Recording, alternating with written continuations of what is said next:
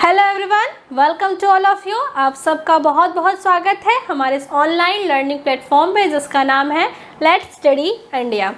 तो जो हम वीडियो सीरीज स्टार्ट किए हैं उसमें हमने बॉटनी फर्स्ट ईयर का जो आपका सेमेस्टर फर्स्ट है उसके हमने टॉपिक स्टार्ट किए हैं, स्टार्टिंग से इंट्रोडक्शन से लेके वैदिक बॉटनी, साइंटिस्ट के कंट्रीब्यूशन, माइक्रोस्कोप्स, ये सारी चीज़ें जो है कि हमने देख ली है। आज की वीडियो में हम मेनली क्या करेंगे, हम लाइट माइक्रोस्कोप के बारे में स्टडी करना स्टार्ट करेंगे। अभी तक हमने उसकी जनरल चीज़ें, बेसिक्स, इंट्रोडक्शन, प्रिंसिपल, टर्म्स क्या है, रिजॉल्विंग पावर, मैग्नीफिकेशन, ये सारी चीज़ें हमने डिस्कस कर ली है। आज से हम डिस्कस करेंगे माइक्रोस्कोप के किसी टाइप्स के स्टार्ट करेंगे। हमने जब माइक्रोस्कोप स्टार्ट किया था तो मैंने आपको एक चार्ट दिखाया था, वो चार्ट जो है ये था। इसमें हमने क्या देखा था कि माइक्रोस्कोप 3 प्रकार के होते हैं। इसमें आपके सिलेबस में लाइट माइक्रोस्कोप और इलेक्ट्रॉन माइक्रोस्कोप दिया गया है। तो लाइट माइक्रोस्कोप में आपको फेज कॉन्ट्रास्ट माइक्रोस्कोप पढ़ना है और इलेक्ट्रॉन माइक्रोस्कोप में आपको transmission electron microscope, scanning electron microscope, ये 2 प्रकार के माइक्रोस्कोप पढ़ने हैं। तो ये 3 माइक्रोस्कोप आपको मिला जुला के पढ़ने हैं। तो आज की वीडियो से हम स्टार्ट करें जो आपका मेन टॉपिक है लाइट माइक्रोस्कोप। तो आज की वीडियो में हम लाइट माइक्रोस्कोप के बारे में जानेंगे, उसके एप्लीकेशन, प्रिंसिपल, और कल की वीडियो में फेज कॉन्ट्रास्ट माइक्रोस्कोपी को पढ़ के इस टॉपिक को एंड कर देंगे। उसके बाद हम इलेक्ट्रॉन माइक्रोस्कोपी को स्टार्ट करेंगे। देखिए, हर वीडियो के पहले मैं आपको ये बात बताती हूँ कि आपको इस वीडियो में क्या मिलेगा, आपने पिछली वीडियो में क्या पढ़ा था, आपका ये जो टॉपिक है वो आपके सिलेबस में कहाँ से आया है। ये सारी चीज़ें बस पब्लिसिटी के लिए नहीं है, ये सारी चीज़ें इसलिए हैं ताकि आपको पता चल सके कि आप जो लेक्चर देख रहे हैं उसको आपको कहाँ पे देख रहे हैं। लाइक स्टूडेंट को क्या होता है कि दिमाग में सिलेबस ख़त्म हो जाता है, वो सिलेबस को इतना ध्यान नहीं देते और चीज़ों को कंटिन्यू करते रहते हैं। जब वो कंटिन्यू करते रहते हैं, उनका जब पूरा यूनिट ख़त्म हो जाता है, फिर भी उनको समझ में नहीं आता कि इस चैप्टर में उन्होंने क्या क्या चीज़ें उनको पढ़नी थी, क्या क्या चीज़ें उन्होंने पढ़ी हैं। लाइक मैं ही आपको सिलेबस के बारे में आइडिया ना दूँ, मैंने आपको सिलेबस की वीडियो नहीं दी होती, लाइक फिर आपने सिलेबस जो खुद से आपने देखा है वो नहीं देखा होता, तो आपको आइडिया भी, अगर कोई टीचर कोई टॉपिक छोड़ दे या कोई टॉपिक एक्स्ट्रा पढ़ाते जाए तो उसके बारे में भी आपको आइडिया नहीं मिलेगा। इसलिए सबसे इम्पॉर्टेंट है अपने सिलेबस को समझना। सिलेबस में कौन सी चीज़ें ज़्यादा इंपॉर्टेंट हैं, कौन सी चीज़ें कम इंपॉर्टेंट है, किसको कितना बेस में पढ़ना है, किसको कितना डिटेल में पढ़ना है, वो सारी चीज़ें अगर आप देख लेते हैं तो आप एक स्मार्ट स्टूडेंट कहलाते हैं। और सक्सेस भी उसी की होती है जो हार्ड वर्क और स्मार्ट वर्क को जोड़ के चलता है। बहुत सारे बच्चे होते दिन भर पढ़ते हैं, कोई इन्जॉयमेंट नहीं, कोई भी फेस्टिवल नहीं, बिल्कुल पढ़ाई पे फोकस्ड होते हैं, लेकिन फिर भी कुछ बच्चे होते हैं जो स्मार्ट स्टडी करके उनके आगे जाते हैं। ऐसा हमने अपनी रियल लाइफ में देखा है। तो क्या इंपॉर्टेंट है कि स्मार्ट वर्क, हार्ड वर्क दोनों को कंबाइन करके रखा जाए। तो स्मार्ट वर्क और हार्ड वर्क दोनों को कंबाइन करके हम चीज़ों को आगे स्टार्ट करेंगे। तो ये चीज़ें हमने देख ली कि हमको क्या पढ़नी है। और आपसे भी मेरा रिक्वेस्ट है कि कभी भी क्लासेस लेंगे तो ऐसे बेड पे सो के या फिर ऐसे मस्ती करते हुए नहीं लेंगे। कभी भी क्लासेस अगर आप लेना स्टार्ट करते हैं तो पूरी पोटेंशियल के साथ, पूरे आपके जो है कि आपका पूरा ध्यान होना चाहिए क्लास पे, और पूरे ध्यान के साथ साथ आपको क्या होना चाहिए कि नोट्स आपका प्रिपेयर होना चाहिए। नोट्स गंदी राइटिंग में बनाइए। आपकी राइटिंग अच्छी नहीं है, मेरी भी राइटिंग अच्छी नहीं है, ब्लैक बोर्ड पे आपको देख के लगता ही, वैसे इस ब्लैक बोर्ड पे और राइटिंग ख़राब हो जाती है, बट राइटिंग आपको खुद से पढ़नी है। ठीक है, आपकी राइटिंग नहीं अच्छी है, कोई बात नहीं, आपको खुद के पढ़ने लायक तो आपकी राइटिंग है ना। तो आप नोट्स बनाएंगे और ट्राई करेंगे कि ऐसा नोट्स बनाएं जिसमें लिखी हुई चीज़ें कम हो, लेकिन उसमें डायग्राम्स हो, फ्लो चार्ट हो, डिफरेंट फिगर्स हो, उसको अंडरस्टैंड करने के लिए डिफरेंट शॉर्ट नोट्स हो। देखिए, हम लोग क्या करते हैं, जब मैं नोट्स बनाती थी तो मैं क्या करती थी कि पेजेस, जैसे मैंने को नोट्स स्टार्ट किया और हर टॉपिक ख़त्म होने के बाद कम से कम एक पैरा तो छोड़ दिया जाता था। लाइक अगर आपने कॉपी, यहाँ पे मान लीजिए आपकी कॉपी का पेज है और इतनी चीज़ें मैंने लिखी और इतना पेज छूट गया, तो स्टूडेंट क्या करते हैं कि यहीं से चीज़ों को फिर से नेक्स्ट टॉपिक को यहीं से कंटिन्यू करते हैं।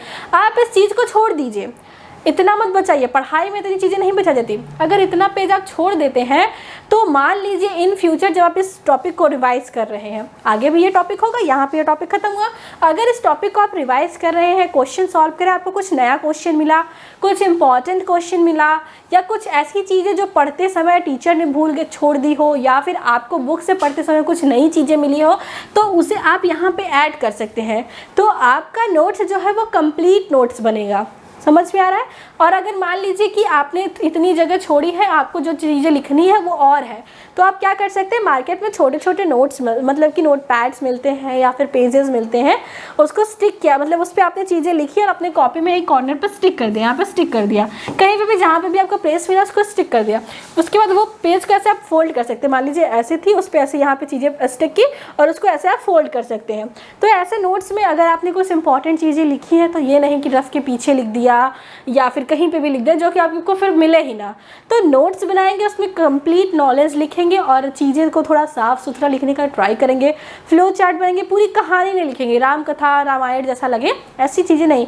अगर वैसे ही पढ़ना है तो बुक से पढ़ लेंगे। हम क्या करेंगे, फ्लो चार्ट्स बनाएंगे कि अच्छा यहाँ से, जैसे आपने जब भी बायो पढ़ा, जूलॉजी पढ़ा होगा तो आपने पढ़ा होगा कि सेल होता है, सेल से टिश्यू होता है, टिश्यू से ये होता है वो होता है, जो भी चीज़ें, मतलब आप कोई भी टॉपिक पढ़ते हैं तो उस टॉपिक का जो आपको क्या करना होता है कि आपको एक फ्लो चार्ट अगर आप बनाते हैं, सिस्टम, उसके बाद बॉडी, ठीक है, अगर आप इस तरीके से इसको लिखते हैं, ठीक है, अगर आप इसको इस तरीके से लिखते हैं तो इसका मतलब क्या कि आपको देख के लग जाता है कि अच्छा सेल है, उससे टिश्यू, टिश्यू से ऑर्गन, ऑर्गन से ऑर्गन सिस्टम और उससे बॉडी। अगर अभी आप लिखते हैं कि cell is made up of ये वो, फिर tissue is made up of this, फिर ये is made up of this, ये मेड अप, उसको पूरा पैराग्राफ बनाते हैं। तो आपको पढ़ने में टाइम लगता है, उसको एक बार ऐसे ऊपर से देखेंगे, अच्छा सेल के बाद टिश्यू, टिश्यू के बाद ऑर्गन, ऑर्गन के बाद ऑर्गन सिस्टम, उसके बाद बॉडी।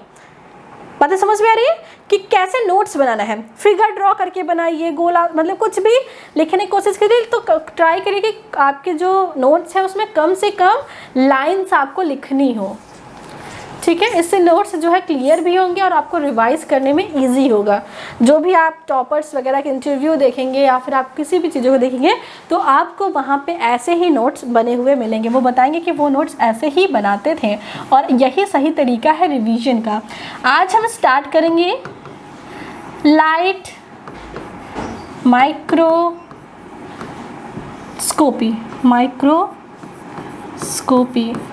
ठीक है। आज हम बात करेंगे लाइट माइक्रोस्कोपी। तो हमने लाइट माइक्रोस्कोपी के बारे में देखा था। यहाँ पे क्या होता है, जो आपका सोर्स ऑफ इल्यूमिनेशन होता है, source of illumination is light, illumination is light. यहाँ पे जो इल्यूमिनेशन का जो सोर्स होता है वो क्या होता है, लाइट। मतलब आप चीज़ों को देखेंगे किसकी वजह से, लाइट की वजह से, उसकी वेवलेंथ में चेंज की वजह से, उसमें स्टेन्स की वजह से, डिफरेंट मेथड्स यूज़ करके different type of light microscopy बनाए जाते हैं। तो यहाँ पे मेनली क्या है कि सोर्स ऑफ इल्यूमिनेशन जो है वो लाइट है। ये मैंने आपको पहले के लेक्चर्स में भी बताया था। तो एक बार क्या करते हैं कि लाइट माइक्रोस्कोपी के पार्ट्स को देख लेते हैं। इसको कर देते हैं लाइट माइक्रोस्कोपी के पार्ट्स के बारे में देख सकते हैं। सबसे स्टार्टिंग से या सबसे एंडिंग से, कहीं से भी स्टार्ट कर सकते हैं। स्टार्टिंग से स्टार्ट करते हैं। तो देखिए यहाँ पे जो लेंस होता है, कलर चेंज कर लेते हैं, यहाँ पे जो लेंस होता है उसको क्या कहते हैं, ऑकुलर लेंस या आई पीस कहते हैं। मतलब ये जहाँ पे आपका आँख होता है, लाइक अगर आप माइक्रोस्कोप को देखना चाहते हैं, माइक्रोस्कोप में यहाँ पे कोई चीज़ देखना चाहते हैं, यहाँ पे स्पेसिमेन रखा रहता है, तो आप यहाँ से देखते हैं। आई ड्रॉ करूँ, आती तो है नहीं, ऐसे ट्राई टू ड्रॉ एन आई। इस तरीके से कुछ उल्टी बन गई पर कोई बात नहीं, फिर से ट्राई करते हैं बनाने की। ये आईलेट्स भी बना देते हैं बेचारी की। मुझे अगर बनाना हो तो सारे लोग जो है बिना आँख वाले या सूर पैदा हो जाएंगे, मतलब उनको कुछ दिखेगा नहीं, सब ब्लाइंड हो जाएंगे। लाइक समझ लीजिए ये आँख है, यहाँ पे जो लेंस होती है उसको कहते हैं आई पीस। बात समझ में आई। उसके बाद ये वाला हिस्सा देखिए, जैसे देखो माइक्रोस्कोप बनाने की जो मेन चीज़ें हैं, जो इम्पोर्टेंट चीज़ें हैं उसके बारे में देखेंगे। ये वाला हिस्सा जो है वो आर्म है। आर्म का मतलब क्या कि वो हिस्सा जहाँ से माइक्रोस्कोप जो है उसके स्टैंड के साथ उसका जो ऊपर वाला हिस्सा अटैच्ड है। उसके बाद इस वाले पार्ट को कहते हैं नोज पीस। नोज पीस मतलब कि जहाँ पे ये वाले जो ऑब्जेक्टिव लेंस अटैच होते हैं वो वाला जो हिस्सा होता है, उसका जो बेस होता है उसको कहते हैं नोज पीस। ये है आपका ऑब्जेक्टिव लेंस। मतलब ऑब्जेक्टिव का मतलब क्या, ऑब्जेक्ट के पास जो लेंस होता है उसको कहते हैं ऑब्जेक्टिव लेंस। उसके बाद ये वाला स्टेज होता है, देखिए यहाँ पे ऐसे गोला सा दिख रहा होगा ना, यहाँ पे इस तरीके से गोला सा दिख रहा होगा, तो यहाँ से लाइट, ये जो नीचे कंडेंसर लेंस होता है ये यहाँ से लाइट को कंडेंस करता है, तो यहाँ पे स्पेसिमेन रखा जाता है, जो आप स्लाइड्स वगैरह बनाते हैं वो यहाँ पे रखते हैं, और यहाँ पे ऐसे लेंस से यहाँ से चीज़ों को देखा जाता है। ये क्या है, ये दो नोब्स हैं जो कि इसकी हाइट को और उसकी फोकस दूरी को एडजस्ट करने में हेल्प करते हैं। ये इसका बेस है, माइक्रोस्कोप को प्रॉपरली समतल स्थान पे रखने के लिए इसका प्रॉपर बेस है। ये ऑब्जेक्टिव लेंस है, नोज पीस है, आर्म है, स्टेज है, मतलब वो स्टेज जहाँ पे ऑब्जेक्ट को रखना है। डायाफ्राम ये क्या करता है कि ऑब्जेक्टिव जो लेंस, मतलब कि जो कंडेंसर लेंस होती है जो लाइट को कंडेंस करती है, उसके लिए ये होता है लाइट सोर्स। देखिए नॉर्मली क्या लेंसेज होती हैं कि उनको sunlight as a light source दिया जाता है, कहीं कहीं पे उनके पास सेल्फ लाइट सोर्स होता है, तो ये लाइट सोर्स के बारे में दिया है। ये एडजस्टमेंट, कोर्स एडजस्टमेंट और फाइन एडजस्टमेंट, मतलब कि स्ट्रैंड को और जो ये लेंसेज होती हैं इसको एडजस्ट करने के लिए ये इसको इस तरीके से घुमाएंगे तो चीज़ जो लेंस मतलब कि इसकी हाइट बढ़ेगी घटेगी, मतलब कि डिस्टेंस जो ऑब्जेक्ट के बीच में और जो लेंस के बीच में डिस्टेंस है वो कम ज़्यादा होगा, जिसकी वजह से आप उसकी फोकस दूरी में जब चीज़ों को रखेंगे तो आपको क्लियर इमेज फॉर्म होगी। तो ये सिंपल सा फिगर है लाइट माइक्रोस्कोप का।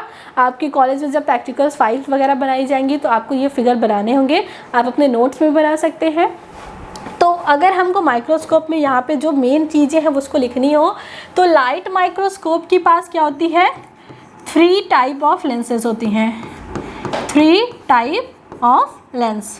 तो ये 3 टाइप के जो लेंस होती हैं वो कौन कौन सी होती हैं। पहली होती है जिसे आप आई पीस कह रहे हैं, आई पीस। दूसरी क्या है आपकी जो है ऑब्जेक्टिव लेंस, ऑब्जेक्टिव लेंस। और जो है थर्ड क्या है, थर्ड है आपकी कंडेंसर, कंडेंसर लेंस। ठीक है, तो आई पीस, ऑब्जेक्टिव लेंस और कंडेंसर लेंस, तो इस तरीके से 3 प्रकार के लेंसेज हो सकते हैं।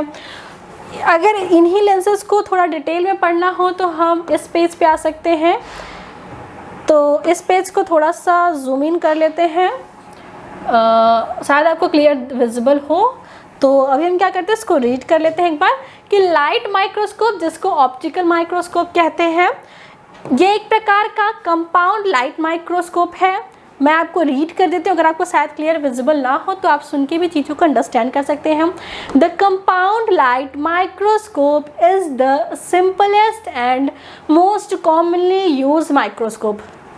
जो माइक्रोस्कोप है लाइट माइक्रोस्कोप वो सिंपलेस्ट मतलब बिल्कुल simple and most commonly used microscope है, सबसे ज़्यादा यूज़ किया जाने वाला माइक्रोस्कोप। मतलब कि जो लाइट माइक्रोस्कोप होता है वो बहुत पॉपुलर है, अक्सर लैब्स में जो भी टेस्ट वगैरह करने के लिए नॉर्मली लाइट माइक्रोस्कोप का ही यूज़ किया जाता है। इट कंसिस्ट, ये कंसिस्ट करता है फॉलोइंग 3 लेंस सिस्टम। ये 3 लेंस मतलब 3 प्रकार के लेंस से मिलके बना होता है। पहला क्या है, कंडेंसर लेंस यहाँ पे दिया है।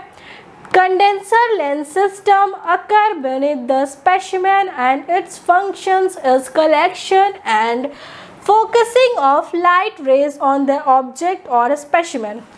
क्या दिया है कि जो कंडेंसर लेंस सिस्टम होता है वो होता है विनिथ द स्पेसिमेन, स्पेसिमेन के नीचे, एंड इट्स फंक्शन, इसका काम क्या होता है, इज द कलेक्शन, एकत्रित करना, एंड फोकसिंग और फोकस करना ऑफ द लाइट रेज, प्रकाश की किरणों का ऑन द ऑब्जेक्ट, वस्तु पे या स्पेसिमेन पे, which is placed on the stage of microscope.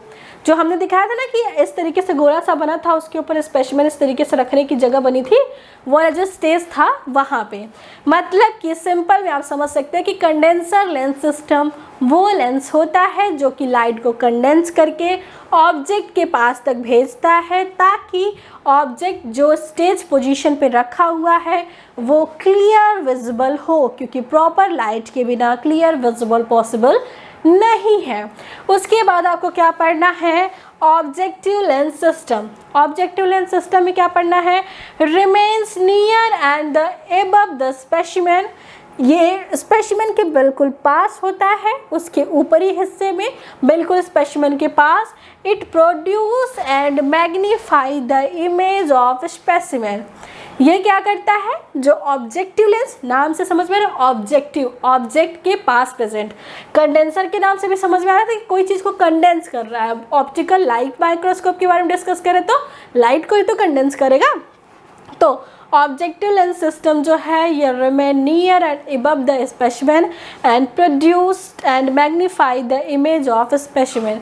ये क्या करता है, स्पेसिमेन के इमेज को मैग्नीफाई करता है। और उसके बाद आई पीस लेंस सिस्टम, आई पीस लेंस सिस्टम या जिसको ऑकुलर लेंस सिस्टम कहते हैं। Ocular lens system remain near the I of observer and it's magnify and form the image. जो ये होता है आई पीस या फिर जिसे ऑकुलर लेंस कहते हैं, वो माइक्रोस्कोप जो मतलब जो आँख के पास वाला जो लेंस होता है, जो मैंने आपको फिगर में ड्रॉ करके दिखाया था, वो वाले माइक्रोस्कोप को कहते हैं। And it's form the image secondary of the primary image previously produce by objective. ठीक है, इतनी बातें समझ में आई। जो पहले से फॉर्म इमेज था वो क्लियर ऑब्जेक्ट की जो इमेज है वो आपको फॉर्म करने में हेल्प करती है। मतलब 3 टाइप के condenser, objective and ocular lens light microscopes में पाए जाते हैं। एक ब्रीफ सा इंट्रोडक्शन देख लेते हैं लाइट माइक्रोस्कोप के बारे में। तो स्लाइड्स को थोड़ी बड़ी कर लेते हैं, ठीक है, और इसके बारे में थोड़ा सा इंट्रोडक्शन ले लेते हैं। A light microscope is a biological laboratory instrument और टूल। जो लाइट माइक्रोस्कोप है वो बायोलॉजिकल इंस्ट्रूमेंट है, लैबोरेटरी का या टूल है, that use visible light to detect and magnify very small object and enlarge them. इनका क्या यूज़ किया जाता है कि छोटी चीज़ों को मैग्नीफाई करके बड़ा करके देखना और क्लियर वीडियो जो है कि इमेज को फाइंड आउट करना। They use lenses to focus light on the specimen. वो लेंसेज का यूज़ करते हैं वस्तुओं को बड़ा करके देखने के लिए। मैग्नीफाई इट मतलब उनको मतलब कि बड़ा करके देखेंगे तो मैग्नीफाई ही होगा। एंड प्रोड्यूसिंग एन इमेज और उसका एक इमेज फाइंड आउट करने के लिए। The specimen is normally placed close to the microscopic lens. जो ऑब्जेक्ट है वो माइक्रोस्कोपिक लेंस का यहाँ पे मतलब क्या, ऑब्जेक्टिव लेंस के पास में प्लेस्ड किया जाता है। Microscopic magnification varies greatly depend upon type and the number of lens that make up of microscope. जो माइक्रोस्कोपिक मैग्निफिकेशन होती है वो डिपेंड करती है कि किस प्रकार का और कितनी नंबर में लेंसेज का यूज़ किया जाता है। प्रकार क्यों होता है, क्योंकि रिजॉल्विंग पावर को ये डिपेंड करता है, और कितने नंबर है ये मैग्निफिकेशन के लिए डिपेंड होता है। मतलब नंबर कितना है ये मैग्निफिकेशन से डिपेंड करेगा, प्रकार कितना है ये डिपेंड करेगा जो है कि मैग्निफिकेशन के लिए। प्रकार और टाइप दोनों पे डिपेंड करता है। Depending on the number of the lens there are the 2 type of the microscope. वही सिंपल और कंपाउंड माइक्रोस्कोप, वही सारी चीज़ें दी है। उसके बाद दिया है कि compound light microscope has a higher magnification compared to the simple microscope because it uses at least, वही सारी चीज़ें दी हैं कि मतलब अगर एक माइक्रोस्कोप रहे मतलब एक लेंस रहेगा तो माइक्रोस्कोप की जो मैग्निफिकेशन पावर है वो कम होगी। अगर एक से ज़्यादा लेंसेज होंगे तो मैग्निफिकेशन पावर ज़्यादा होगी। इसकी ये किस बात पे डिपेंड करता है, क्योंकि एक लेंस जितना मैग्निफिकेशन कर पाता है अगर 2 लेंस मिल जाएंगे तो उससे ज़्यादा मैग्निफिकेशन कर पाएंगे।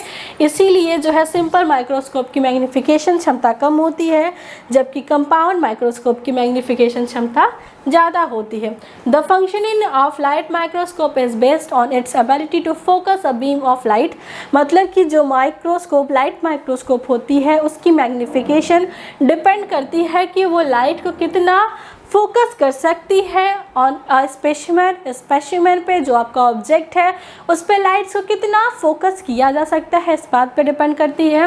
उसके बाद which is very small and transparent to produce an image. मतलब जो स्पेसिमेन है वो बहुत छोटा है, बहुत ट्रांसपेरेंट है किसी भी इमेज को प्रोड्यूस करने के लिए। The image is then passed through 1 or 2 lenses for magnification for viewing. मतलब 1, 2 या कितने भी मैग्निफिकेशन की जो लेंसेज होती हैं उनसे जो लाइट है वो पास होती है, जिसकी वजह से व्यूज़ मतलब कि इमेज बनते हैं। Specimen vary from bacteria to cell and other microbial particles. मतलब इमेज जो है वो जिस हिसाब से माइक्रो ऑर्गेनिज्म रहेंगे उस हिसाब से आपके इमेज का फॉर्मेशन होगा। एक बात यहाँ पे आती है कि आखिर जब हम माइक्रोस्कोप को सेट करते हैं तो ऐसी कौन सी पोजीशन होती है जिस पे हमको बेस्ट इमेज देखने को मिलती है। लाइक आपने अगर माइक्रोस्कोप यूज़ किया होगा तो जब हम उसके नोब को टाइट करते हैं या फिर उसको ढीला करते हैं, मतलब छोटा बड़ा करते हैं, तो एक ऐसी पोजीशन होती है जहाँ पे हमको बेस्ट इमेज देखने को मिलती है।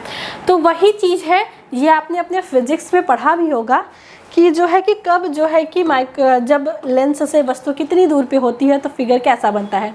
तो सबसे पहले क्या है, when the object placed before 2f image from, मतलब कि देखिए जब ये आपका हो गया लेंस, अगर एक सिंपल लेंस की बात की जाए, हर लेंस का अपना मेन एक्सिस होता है। मेन एक्सिस जहाँ से होके सारी इमेज क्रॉस करती हैं और उसका अपना फोकस होता है, अपना फोकस डिस्टेंस होता है। हर लेंस का अपना 2f होता है, ठीक है। तो जब हम किसी ऑब्जेक्ट को, ये जो हमारा ऑब्जेक्ट है, इसको ऐसी जगह पे प्लेस्ड करेंगे, ऐसी जगह पे रखेंगे जो लेंस की 2f फोकस से भी आगे हो। समझ रहे हैं, मतलब कि लेंस का फोकस है 2f, जो फोकस है उससे भी आगे हो, तो हमें जो इमेज मिलती है वो क्या मिलती है, इमेज हमको क्या मिलती है, रियल मिलती है। जब भी मेन एक्सिस की दूसरी, मतलब ऑब्जेक्ट दूसरी दिशा में है और फोकस मतलब इमेज जो है वो दूसरी दिशा में बन रही है, तो हमेशा इमेज जो है वो रियल बनती है। इन्वर्टेड, क्योंकि ये ऑब्जेक्ट इधर है और हमको इमेज इस तरीके से मिल रहा है, तो ये इन्वर्टेड है। एंड स्मॉल इन साइज, जो ऑब्जेक्ट है उससे छोटी ही वस्तु आपको देखने को मिलेगी। तो अगर हमको हमारी वस्तु से छोटी वस्तु ही देखने को मिलती है तो माइक्रोस्कोप का कोई फ़ायदा नहीं होता। मतलब आपको अगर माइक्रोस्कोप का यूज़ करना है और आपने ऑब्जेक्ट अपना यहाँ पे रखा है, 2f के बाहर वाले हिस्से में रखा है, तो आपको जो आपका इमेज है वो देखने को नहीं मिलेगा, क्योंकि आपकी वस्तु से छोटा इमेज यहाँ पे फॉर्म होगा। इतनी बात समझ में आई कि ये चीज़ें हम क्यों पढ़ रहे हैं, ताकि हमको पता चले कि जब हम माइक्रोस्कोप को यूज़ करते हैं तो हम वस्तु को ऐसे कौन सी पोजीशन पे रखें जहाँ पे रखने के बाद हमको क्लियर जो है कि वो इमेज फॉर्म हो। तो 2f वाली कंडीशन देख ली कि 2f के अगर पहले होगा तो हमारा जो इमेज बनेगा वो स्मॉल बनेगा, इन्वर्टेड बनेगा और जो है रियल बनेगा। और अगर इसी को हम थोड़ा सा और आगे लेके चलते हैं, इसको हम 2f पे रखते हैं, अगर जो हमारा इमेज है वो 2f पे बनता है। ये लेंस है, ठीक है, ये हमारा लेंस है और हमारी जो ऑब्जेक्ट है ये हमारा ऑब्जेक्ट है, इसको लिख लेते हैं, ये हमारा ऑब्जेक्ट है और ये हमारा जो है इमेज फॉर्म हुई है, इमेज अभी आपको दिख जाएगा। तो ये हमारा ऑब्जेक्ट है, ठीक है, और ये हमारा इमेज फॉर्म हो रहा है। ऑब्जेक्ट हमारा कहाँ पे रखा है, 2f, जहाँ पे इस लेंस का 2f पॉइंट है वहाँ पे हमारा ऑब्जेक्ट रखा हुआ है। तो अगर हमारा ऑब्जेक्ट यहाँ पे रखा हुआ है तो हमारा जो प्रतिबिंब है या हमारा जो इमेज है वो 2f पे बनेगा। और कैसा बनेगा, इन्वर्टेड बनेगा, उल्टा है। रियल है, क्योंकि जब भी उल्टा बनता है तो रियल इमेज बनता है।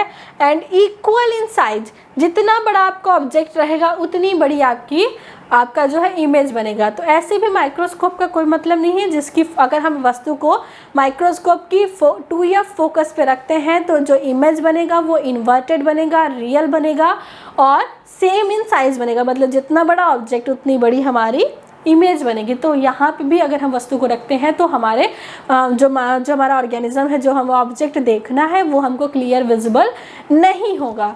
तो ये दोनों कंडीशन तो ख़राब हो गई। मतलब अगर हम यहाँ पे रखते हैं तो हमारी जो वस्तु है उसका हमको क्लियर जो है कि क्लियर हमारा जो फ़ोटो है वो हमको नहीं मिलेगा।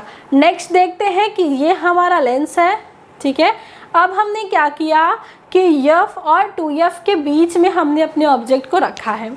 अभी सबसे पहले हमने क्या किया था, 2f के बाद रखा था, दूसरी बार हमने 2f में रखा था, उसके बाद हमने 2f और f के बीच में रखा है। तो जब हमने बीच में रखा है तो यहाँ पे जब हम किसी भी ऑब्जेक्ट को रखते हैं तो इसका इमेज बनता है, वो भी बनता है इन्वर्टेड बनता है, रियल बनता है और वस्तु से आपका जो ऑब्जेक्ट है उससे बड़ा इमेज बनेगा। मतलब कि ये कंडीशन एक ऐसी कंडीशन है जहाँ पे अगर हम अपने ऑब्जेक्ट को रखते हैं, मतलब ऑब्जेक्ट को कहाँ रखना है, फोकस f और 2f 2f के बीच में अगर हम अपने ऑब्जेक्ट को रखते हैं तो हमारा प्रतिबिंब हमको क्लियर मिलेगा, रियल मिलेगा, इन्वर्टेड मिलेगा और जो है अपने ऑब्जेक्ट से बड़ा मिलेगा। तो वही सारी चीज़ें लिखी हैं कि ऑब्जेक्ट को जब प्लेस किया जाता है between f and 2f then image formed real, तो जो इमेज बनता है वो रियल है। इन्वर्टेड है मतलब कि उल्टा है, अगर ऑब्जेक्ट इधर है तो इमेज इधर है, उल्टा है। And large as compare to object, और ऑब्जेक्ट के हिसाब से वो इमेज जो है वो लार्ज होती है। अब ये लेंस पर डिपेंड करता है कि ये इमेज कितनी लार्ज बनेगी। और एक कंडीशन और है, जब हमारे पास रियल ना मिलके हमारे पास जो इमेज बनती है वो वर्चुअल बनती है। वर्चुअल का मतलब क्या कि आभासी जिसे कहते हैं। तो आपको दिख रहा होगा कि ये हमारा जो है लेंस है और यहाँ पे हमारा ऑब्जेक्ट रखा है। ये देखिए यहाँ पे हमारा ऑब्जेक्ट रखा है और हमारा इमेज कहाँ बना है, यहाँ पे बना है, ये बना है इमेज। तो यहाँ पे इमेज बनने का मतलब क्या कि जब हम अपने ऑब्जेक्ट को f के बाद रखते हैं, ये देखिए ऑब्जेक्ट हमारा क्या है, फोकस दूरी के अंदर है। तो जब हम फोकस दूरी के अंदर अपने ऑब्जेक्ट को रखते हैं तो हमारा जो इमेज बनता है वो स्ट्रेट बनता है। देखिए क्या दिया है, virtual image and form larger in size, size में भी बड़ा बनेगा और सीधा बनेगा। मतलब अभी तक हमने क्या देखा था, इन्वर्टेड। अब क्या होगा, पैरेलल बनेगा। मतलब यहाँ पे अगर ऑब्जेक्ट है तो इमेज भी यहीं पे फॉर्म होगा।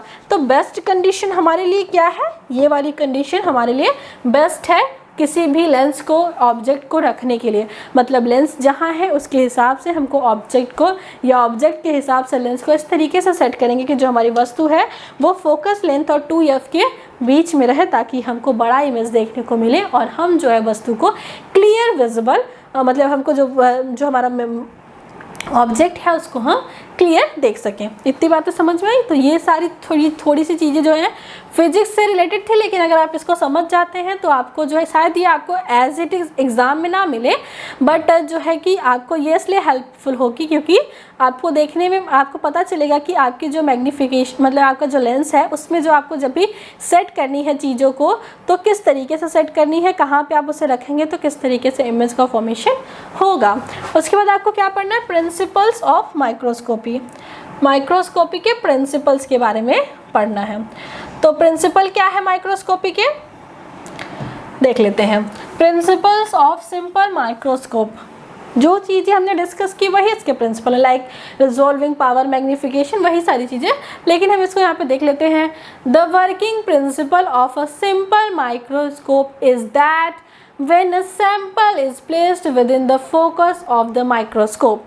जो हमारा वर्किंग प्रिंसिपल है किसी भी सिंपल माइक्रोस्कोप का वो है when a sample is placed with in the focus of microscope.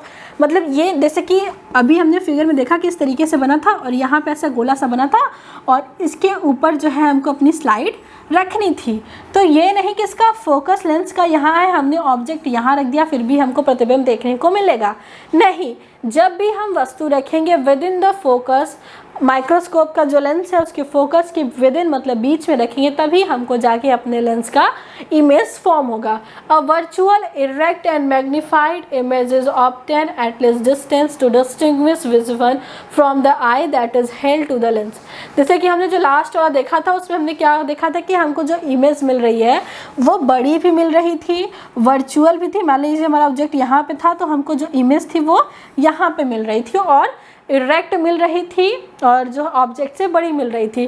तो इस कंडीशन में क्या है कि हमको क्लियर हमारी वस्तु देखने को मिलती है। तो मतलब दो कंडीशन में हमको चीज़ें बड़ी दिखती हैं, एक तब जब वो f और 2f के बीच में हमारा ऑब्जेक्ट होता है, एक तब जब वो f के अंदर होता है या f पे होता है, जब हमें आभासी मतलब जिसे वर्चुअल इमेज कहते हैं उसका फॉर्मेशन होता है तब। तो ये जो है नॉर्मल प्रिंसिपल था कि मतलब आपको जो वस्तु रखना है वो उसके फोकस के बीच में रखना है।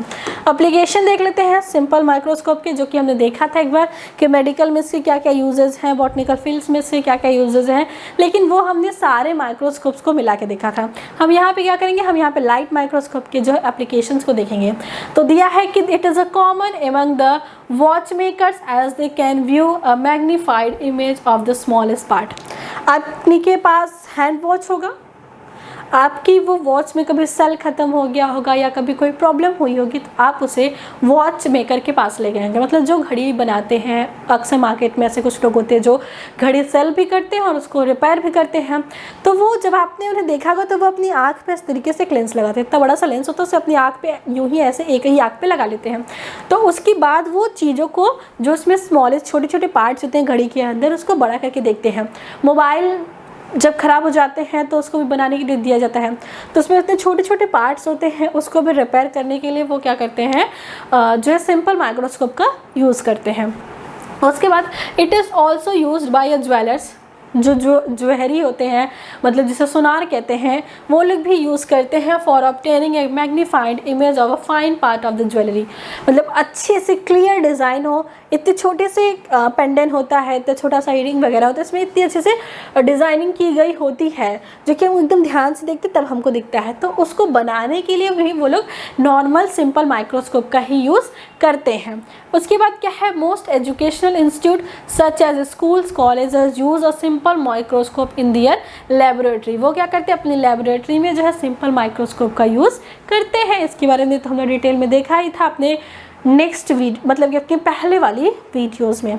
फिर क्या है, डर्मेटोलॉजी, स्किन स्पेशलिस्ट, जो स्किन स्पेशलिस्ट लाइक आपको एलर्जी कोई हो जाती है या फिर स्किन बहुत रूखी होती है, स्किन में कोई इन्फेक्शन हो जाती है, तो जो डॉक्टर देखते हैं उसको कहते हैं डर्मोकोलॉजिस्ट, मतलब कि जो डर्मल स्किन्स, मतलब स्किन को क्या कहते हैं, डर्मिस कहते हैं। तो डर्मोकोलॉजिस्ट जो होते हैं स्किन स्पेशलिस्ट, तो वो क्या करते हैं, सिंपल माइक्रोस्कोप को यूज़ करते हैं आइडेंटिफाई स्किन डिजीज, स्किन में जो भी वायरस है, बैक्टीरिया, फंगल इन्फेक्शन है, क्या है, वो सारी चीज़ों को डिस्कस करने के लिए स्किन डिजीज के जो डॉक्टर होते हैं डर्मेटोलॉजिस्ट, वो सिंपल लेंस का यूज़ करते हैं। बहुत जगह आप लोग देखेंगे कि आँख में, नाक में, कान में जो है कि माइक्रोस्कोप्स के द्वारा वो लाइट माइक्रोस्कोप्स ही यूज़ करके डॉक्टर जो है उसकी प्रॉब्लम्स को देखते हैं। तो मेडिकल्स में भी इसका इंपॉर्टेंट रोल है लाइट माइक्रोस्कोपी का, जो कि सिंपल माइक्रोस्कोपी होते हैं। लैबोरेटरी में तो ब्राइट, जैसे लाइट माइक्रोस्कोपी के बहुत सारे प्रकार होते हैं, light field microscopy, dark field microscopy, फिर उसके बाद फेस कॉन्ट्रास्ट, फ्लूरोसेंस। तो ये सारी जो चीज़ें हैं ये तो लैब में यूज़ करे जाएंगे जब कोई रिसर्च होगा, किसी चीज़ को ग्रो किया जाएगा, लेकिन नॉर्मल डेली लाइफ में आपके इसके क्या क्या यूजेज हैं ये भी आप यहाँ पे देख सकते हैं। इसके बाद एक और टॉपिक आता है कि माइक्रोस्कोप, जो लाइट माइक्रोस्कोप है वो मेनली कितने प्रकार के होते हैं, जिसके बारे में अभी आपको बता ही रही थी। तो सबसे मेन जो है, मतलब कि क्या है टॉपिक की, लाइट माइक्रोस्कोपी जो है कितने प्रकार के होते हैं। तो वैसे ये लिस्ट तो काफ़ी बड़ी हो सकती थी, लेकिन मेनली जो कि आपके लेवल का है, मतलब बीएससी में आप उसे जान सकते हैं, समझ सकते हैं, आपके लेवल का है वो चीज़ें, वो है 4। पहला क्या है, ब्राइट फील्ड माइक्रोस्कोपी, दूसरा है फेज कंट्रास्ट माइक्रोस्कोपी, तीसरा है डार्क फील्ड लाइट माइक्रोस्कोपी, चौथा है फ्लोरोसेंस लाइट माइक्रोस्कोपी। देखिए ये सारी चीज़ें कहीं ना कहीं जब हमने माइक्रोस्कोपी के बेसिक को डिस्कस किया था तब हमने किया था, लेकिन अभी हम क्या कर रहे हैं, हम स्पेशली लाइट माइक्रोस्कोप के बारे में चीज़ों को डिस्कस कर रहे हैं। तो लाइट माइक्रोस्कोपी में ब्राइट फील्ड लाइट माइक्रोस्कोपी है। ब्राइट फील्ड, ब्राइट का मतलब क्या होता है, चमकीला। तो जब हमारा जो फील्ड होगा, मतलब हमारा जो सरफेस होगा वो ब्राइट होगा, मतलब हल्के कलर का होगा, तो हम उसके उस हिसाब से, जैसे कि क्या होता है ना कि कभी कभी इस तरीके से मान लीजिए कोई पेट्री, मतलब आपका स्पेसिमेन है, इसमें जैसे डार्क कलर के इस तरीके से जो है डार्क कलर के आपके कुछ सेल्स आपको देखने को मिलेंगे, और जो व्यू है और जो साइड्स व्यू हैं वो बिल्कुल आपको लाइट दिखेंगे। इस तरीके से आपको लाइट दिखेगा, उसमें थोड़ा थोड़ा बड़े डॉट वगैरह दिख जाए, लेकिन वो पूरा लाइट दिखेगा। तो ऐसे जो इमेज देने वाले जो माइक्रोस्कोप होते हैं वो क्या होते हैं ना कि जो स्पेसिमेन होती है उसको डार्क दिखाते हैं, मतलब इसमें कुछ स्टेन वगैरह लगा दिया जाता है। जैसे कि आपको मान लो बैक्टीरिया कोई देखना है तो बैक्टीरिया को किसी स्टेन से स्टेन कर देंगे, तो जब उसको स्टेन कर देंगे तो वहाँ पे हमको चीज़ें डार्क दिखेंगी और बगल बगल की चीज़ें हमको लाइट दिखेंगी। तो ऐसे इमेज देने वाले जो माइक्रोस्कोप होते हैं उनको कहते हैं ब्राइट फील्ड माइक्रोस्कोपी। ब्राइट मतलब हल्की, फील्ड मतलब बैकग्राउंड देने वाले जो माइक्रोस्कोप्स होते हैं। उसके बाद phase contrast light microscopy. Phase contrast microscopy क्या होता है ना, देखिए ब्राइट माइक्रोस्कोपी क्या है कि जब मान लीजिए आपको कोई माइक्रो ऑर्गेनिज्म, मान लीजिए आपको इकोलाई को स्टडी करना है, इकोलाई एक बैक्टीरिया है, इसको स्टडी करना है, तो इकोलाई को जब आप स्टडी करेंगे तो आपको जो स्टेन करना है, मान लीजिए वो कोई ऐसा स्टेन होगा जिसकी वजह से इकोलाई की डेथ हो सकती है। स्टेन पॉइजनस भी होते हैं तो इकोलाई की डेथ हो सकती है, और आपको उसको लिविंग स्टेज में स्टडी करना है। तो वहाँ के उस तरीके के स्टडी करने के लिए एक माइक्रोस्कोप की डिस्कवरी हुई जिसे कहते हैं फेज कॉन्ट्रास्ट माइक्रोस्कोपी।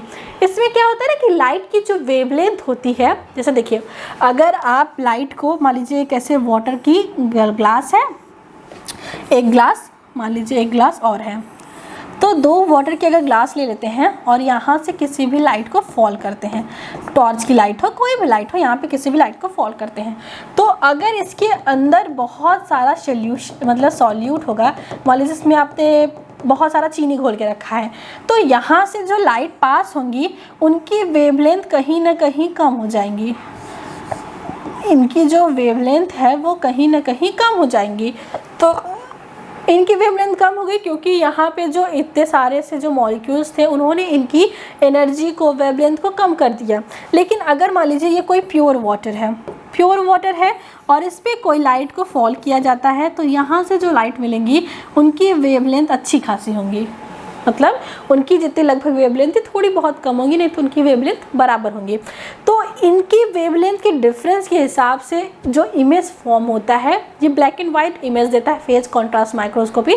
तो ऐसे जो इमेजेस को फॉर्मेशन होता है उसको कहते हैं ऐसे जो इमेज फॉर्म करने वाले जो माइक्रोस्कोप्स होते हैं वो क्या कहते हैं, फेज कॉन्ट्रास्ट माइक्रोस्कोपी। थर्ड क्या है, डार्क फील्ड माइक्रोस्कोपी। डार्क जैसे ब्राइट फील्ड था वैसे ही डार्क फील्ड माइक्रोस्कोपी में क्या होता है, जो आपका स्पेसिमेन होता है, जो आपका ऑब्जेक्ट होता है, वो आपको लाइट दिखता है और आपका जो बैकग्राउंड होता है वो आपको डार्क दिखता है। जैसे कि यहाँ पे ये वाला हमको अच्छा दिखेगा क्योंकि देखिए ये मान लीजिए बाउंड्री है सेल की, और यहाँ पे आपका जो स्पेसिमेन है वो आपको लाइट कलर का दिख रहा है और पूरा बैकग्राउंड आपको डार्क ब्लैक कलर का दिख रहा है। तो ऐसे इमेजेस देने वाले जो ऑब्जेक्ट होते हैं, ऐसे देने वाले जो माइक्रोस्कोप होते हैं उसको कहते हैं लाइट फील्ड माइक्रोस्कोपी। सबसे लास्ट में क्या है, फ्लूरोसेंस लाइट माइक्रोस्कोपी।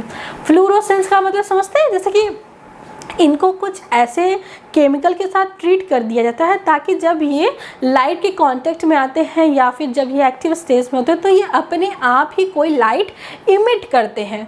मतलब जैसे कि जुगनू देखा है कि जुगनू जहाँ भी रहता है तो वहाँ पे अपने आप से ही एक लाइट इमिट करता है, प्रकाश छोड़ता है। उसी तरीके से फ्लूरोसेंस माइक्रोस्कोप्स जो होते हैं ये भी लाइट्स को इमिट करते हैं, अपने चारों तरफ लाइट को छोड़ते हैं क्योंकि इनको ऐसे केमिकल के साथ ट्रीट किया जाता है।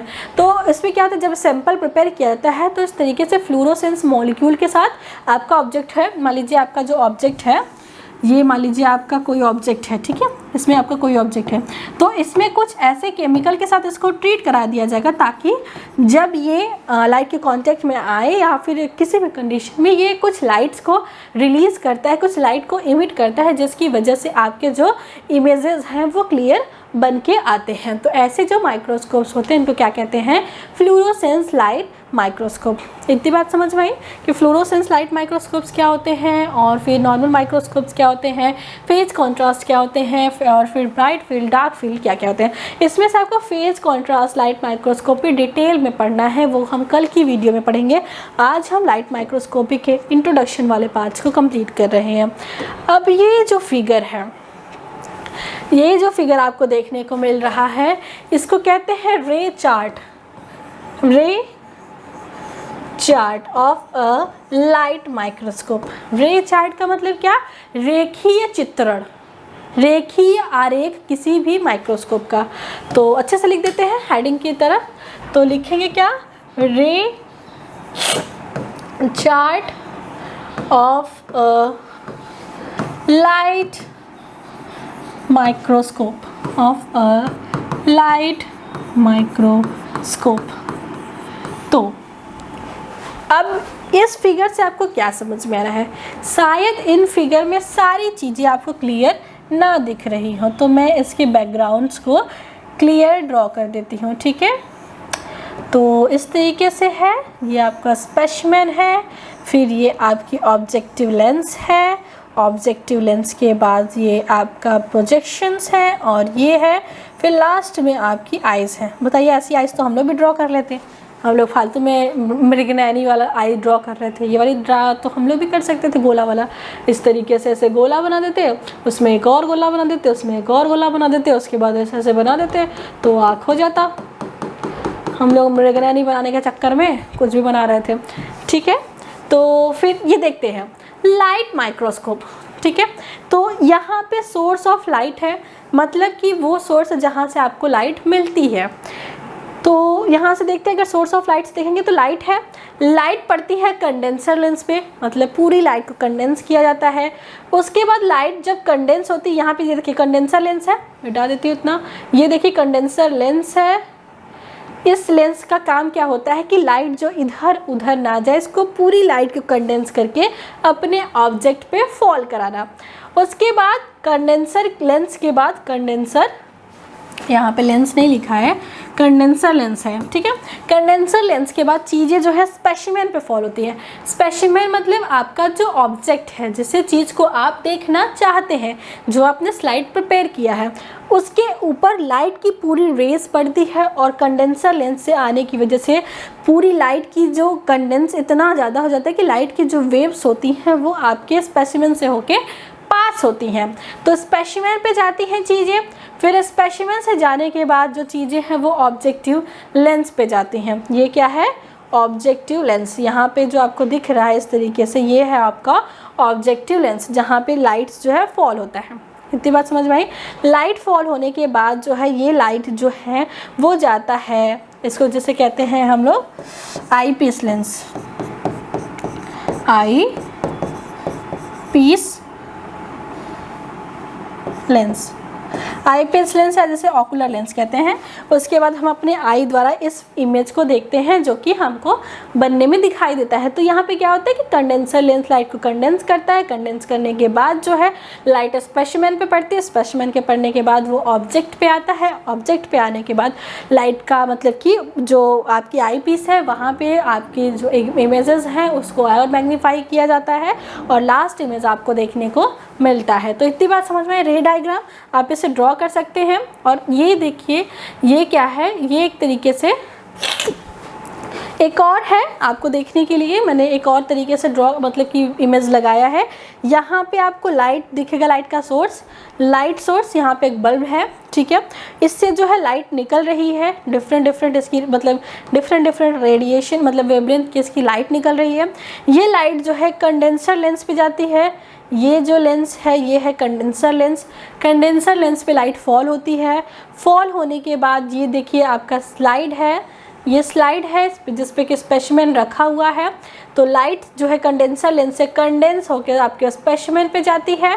स्पेसिमेन पे जाने के बाद लाइट जो है वो ऑब्जेक्टिव मतलब आपके जो है ऑब्जेक्टिव जो लेंस होती है, ऑब्जेक्टिव लेंस पे जाती है और लास्ट में आपकी जो ऑकुलर लेंस है या जिसे आई लेंस कहते हैं, आई पीस कहते हैं, ऑकुलर लेंस द्वारा हमको ऐसा इमेज देखने को मिलता है। आपने माइक्रोस्कोप्स यूज़ किया होगा तो मेनली आपने उसको डाई करके यूज़ किया होगा।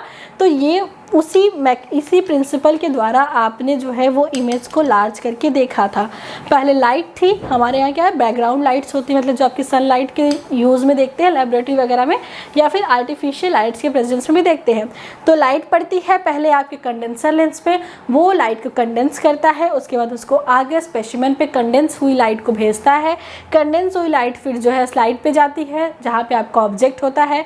ऑब्जेक्ट से आगे लाइट जो है वो जाती है और चीज़ें मैग्नीफाई होती है ऑब्जेक्टिव लेंस के पास, चीज़ें और मैग्नीफाई होती हैं ऑकुलर लेंस के बाद और उसके बाद आपको इस तरीके से इमेज देखने को मिलता है। तो इतनी बातें लाइट माइक्रोस्कोपी के बारे में थी आज की वीडियो में। कल की वीडियो से हम लोग ब्राइट फील्ड माइक्रोस्कोपी को डिस्कस करेंगे। ब्राइट फील्ड माइक्रोस्कोपी डिस्कस करने के बाद हम जो है इलेक्ट्रॉन माइक्रोस्कोप के बारे में डिस्कस करेंगे और फिर SEM scanning transmission electron microscopy और जो है TEM ट्रांसमिशन इलेक्ट्रॉन माइक्रोस्कोपी के बारे में डिस्कस करके माइक्रोस्कोपी वाला जो टॉपिक है यहीं पे एंड कर देंगे और उसके बाद आगे वाले टॉपिक के साथ कंटिन्यू करेंगे कि किस तरीके से सैंपल को प्रिपेयर किया जाता है और जो है माउंटिंग किस तरीके से उसकी करते हैं, ये सारी चीज़ें हम लोग आगे की वीडियो में देखेंगे। तो अभी तक हमने माइक्रोस्कोप के बारे में क्या क्या देखा एक बार रिवाइज कर लेते हैं। तो माइक्रोस्कोप की टर्मिनोलॉजी के बारे में देखें, इसकी डिस्कवरी के बारे में देखें कि मोनो ऑकुलर क्या होता है, बाई ऑकुलर क्या होते हैं। अगर आपको स्क्रीनशॉट्स लेना है तो मैं क्या करती हूँ कि एक बार स्लाइड्स को आपको दिखा देती हूँ। ये देखिए आपका जो है ये आपके माइक्रोस्कोपी वाली स्लाइड्स है, मैंने जूम कर दिया था तो ये देखिए ये आपकी माइक्रोस्कोपी की पहली स्लाइड है जो कि आपने पहले की वीडियो में देखा था। उसके बाद नीड ऑफ माइक्रोस्कोपी क्या है, सिंपल माइक्रोस्कोपी, और फिर उसके बाद कंपाउंड माइक्रोस्कोपी, उसके बाद माइक्रोस्कोपी की कुछ एप्लीकेशंस लाइक क्राइम में, इन्वेस्टिगेशन में, बायोलॉजिकल, बॉटनिकल, मेडिकल, उसके बाद इसके यूजेस के बाद इनका बॉटनिकल में क्या यूज़ है, अगर आप इसका स्क्रीनशॉट लेना चाहें तो ले सकते हैं। बॉटनिकल में यूजेस का, बायोलॉजिकल फील्ड्स में इनके यूजेस का ये है। क्राइम डिटेक्शन, फिर एजुकेशन, क्राइम डिटेक्शन देख लीजिए, स्क्रीनशॉट ले लीजिए। एजुकेशन में आप स्क्रीनशॉट ले लीजिए। मेडिकल फील्ड में क्या क्या यूजेस है उसके भी स्क्रीनशॉट्स ले सकते हैं। उसके बाद मोनोओकुलर माइक्रोस्कोप्स क्या होते हैं ये देख सकते हैं। बाईओकुलर क्या होते हैं ये देख सकते हैं, स्क्रीनशॉट लेना चाहें तो ले सकते हैं। माइक्रोस्कोपी का जो चार्ट है वो कितने टाइप्स के होते हैं उसके बारे में भी देख सकते हैं। ऑप्टिकल माइक्रोस्कोप्स का क्या है, ऑप्टिकल क्या है, इलेक्ट्रिकल क्या है, स्कैनिंग में है, किस वजह से हम चीज़ों को देख पाते हैं उसके बारे में। उसके बाद ये तो आज का लेक्चर है। उसके बाद हमने हिस्ट्री देखी थी कि ल्यूवेनहॉक का माइक्रोस्कोप जो है वो एंटोनी वॉन ल्यूवेनहॉक का क्या था। ये पेज हमने देखा था कल की वीडियो में। रिजॉल्विंग पावर के बारे में देखा था, स्क्रीनशॉट लेना चाहें तो वीडियो को पॉज करके ले सकते हैं। लिमिट ऑफ रेजोल्यूशन देखा था कि किस तरीके से इमेज जो है क्लियर बनती है, किस तरीके से अगर रेजोल्यूशन अच्छी नहीं होती तो दो इमेज जो है दूर दूर होने के बाद भी पास पास दिखती हैं। उसके बाद कौन कौन से फैक्टर अफेक्ट करते हैं रिजॉल्विंग पावर को, रेजोल्यूशन को। उसके बाद हमने कुछ न्यूमेरिकल्स देखे थे, न्यूमेरिकल आपने सॉल्व भी किए होंगे और कमेंट बॉक्स में कमेंट अभी तक आए नहीं हैं तो आपने कमेंट भी करना है आंसर को।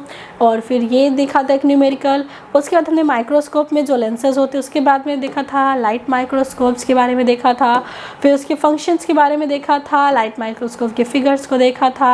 आज की वीडियो हमने ये देखा, फिर माइक्रोस्कोप कितने टाइप्स के होते हैं, एप्लीकेशन क्या होते हैं, प्रिंसिपल्स क्या होते हैं, लाइट शायद स्क्रीनशॉट आपका ना आया हो तो प्रिंसिपल्स क्या होते हैं, एप्लीकेशंस क्या होते हैं, और ये रे डायग्राम देखा था, ये ब्राइट फील्ड का डायग्राम देखा था।